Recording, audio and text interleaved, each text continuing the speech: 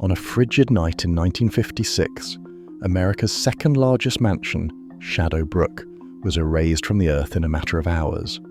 A Gilded Age palace with over 100 rooms, fortress-thick stone walls, and a legacy that rivaled the Vanderbilts, destroyed by a fire that moved so fast it defied logic, taking 4 lives and leaving only questions. Official reports suggested a tragic accident, but the staggering speed of the inferno and missing evidence cast a shadow of suspicion that's never lifted. So, how did a home built to outlast centuries vanish in one night, and what secrets were buried in the ashes? To uncover what really happened to Shadow Brook, we have to go back to the dreams and the dangers that built it. Shadow Brook rose from the Berkshire Hills as a monument to ambition and extravagance. Its stone facade stretched 400 feet across the crest of the land, dwarfing the trees and even the grandest homes in Lenox. Inside, more than 100 rooms unfolded in a labyrinth of oak-panelled halls, marble staircases, and soaring ceilings. The main ballroom alone could seat 500 guests beneath its carved beams, while the music room echoed with the sound of a full orchestra. 12 massive chimneys pierced the slate roof, each feeding fireplaces that burned through winter nights. No detail was overlooked. English and American oak lined reception rooms, polished to a deep sheen. Marble imported from Europe gleamed under rows of crystal lights. The floors, thick with rare woods, ran the length of galleries and salons designed for parades of society's elite. Even the service corridors and guest wings boasted the same heavy timbers and ornate fixtures as the public spaces.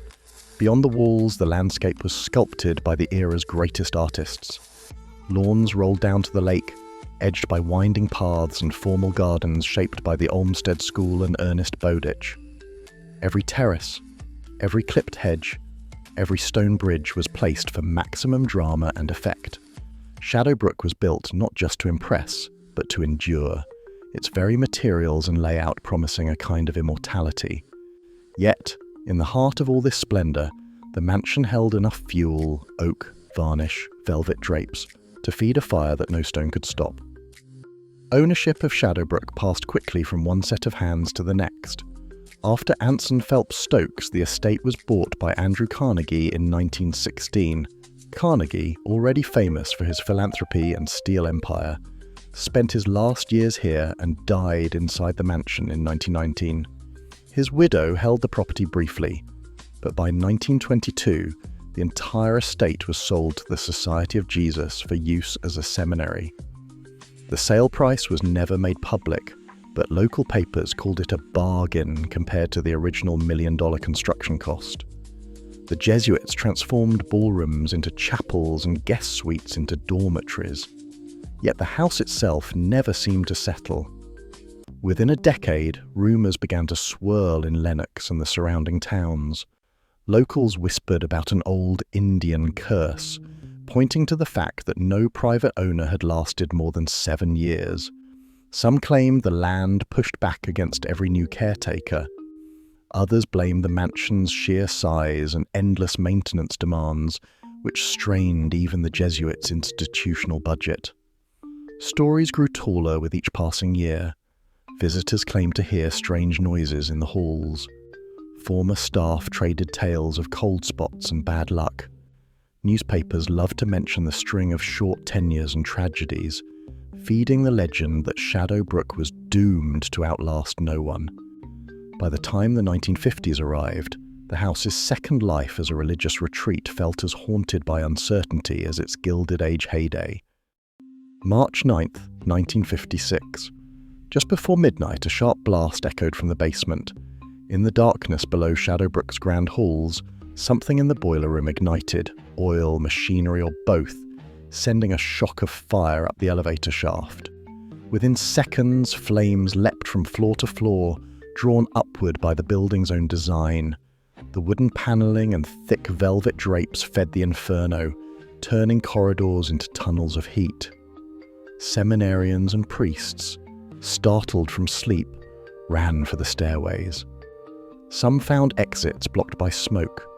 Others smashed windows, dropping to the frozen ground below. The fire moved faster than anyone could believe. Survivors later said it seemed to chase them, roaring up walls and across ceilings with a speed that defied the house's stone armor. The alarm rang out, but the sprinkler system, once a modern marvel, remained silent.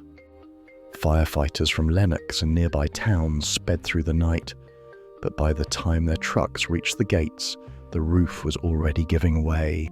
Oak beams crashed down, one after another, as the interior collapsed in a rain of embers. Inside, 4 men never made it out. Their names faded quickly from public memory, but for those who escaped, the terror of that night never did. By dawn, the chimneys stood alone against the Berkshire sky, the mansion's vast interior gutted in less than an hour. No one could explain how so much vanished so quickly, or why the defences meant to save it failed in the moment they were needed most. When dawn broke over the Berkshire Hills, the questions began. The fire had torn through Shadow Brook with impossible speed, leaving only stone shells and unanswered doubts. For a house famed for its modern safeguards, the silence of the sprinkler system stood out. Installed by Andrew Carnegie decades before, it was meant to be the mansion's last line of defense. Yet on the night it was needed most, not a single pipe released water. No official explanation ever clarified whether the system was broken, shut off, or simply forgotten in the years of tight budgets and shifting priorities. Investigators searching for answers found more gaps than evidence. No public record survives of a full fire marshal's report. Maintenance logs from the Jesuit years are missing, if they ever existed. Even insurance paperwork, normally routine after such a loss, has never come to light. In the absence of documentation, rumours filled the void. Some pointed to faulty wiring or neglected repairs. Others whispered about oily rags or spontaneous combustion in the old beams. A few, more sceptical, wondered if inconvenient truths had been quietly buried to protect reputations or avoid costly legal battles. Whichever theory you choose, the facts remain stubborn.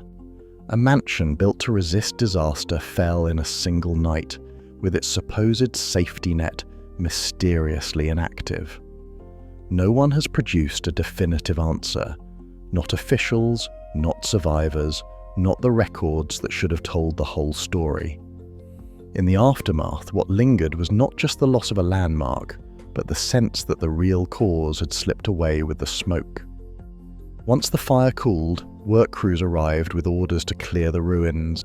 Stone walls that had promised centuries of endurance came down in a matter of weeks. By summer, nearly every trace of Shadowbrook's grandeur was gone. No carved beams, no marble floors, not even a fragment of those towering chimneys. There is no surviving record of who hauled away the debris or what became of the salvaged stone. The hillside stood empty for less than 2 years. In 1958, a plain brick building took the place of the vanished palace. Where once stood America's second largest home, only a patch of grass and a nondescript structure remained. The evidence of Shadowbrook's existence and its destruction was wiped clean. Stories about Shadowbrook have never really faded in the Berkshires. Old-timers still talk about the curse, about the way every owner seemed to lose more than they bargained for. Some say you can feel something strange on the hill, even now. For decades, the land stood almost empty, as if the ground itself wanted to forget. Then, in the late 20th century, a wellness retreat quietly took over the site. Yoga mats replaced velvet carpets, and meditation halls sit where ballrooms once echoed with music. Most visitors have no idea they're standing on the ruins of a lost palace.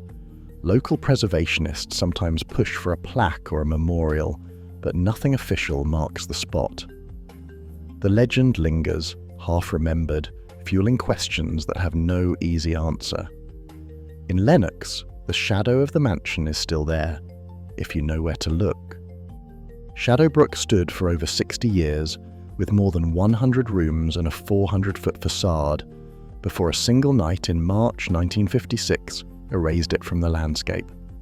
The official records cite the fire as a tragic accident, yet no conclusive cause was ever documented. Key safety systems, like the mansion's sprinkler, were reportedly inactive, and internal Jesuit files on the disaster remain unavailable to the public. While 4 lives were lost and the ruins cleared within months, no investigation fully explained how stone and steel gave way so quickly. Today, the site is home to a wellness retreat, but the unanswered questions linger. Shadowbrook's fate reveals how even the greatest symbols of permanence can vanish, leaving behind only fragments and silence. Its disappearance remains one of America's unsolved architectural mysteries, preserved in photographs, survivor accounts, and the gaps in the official record.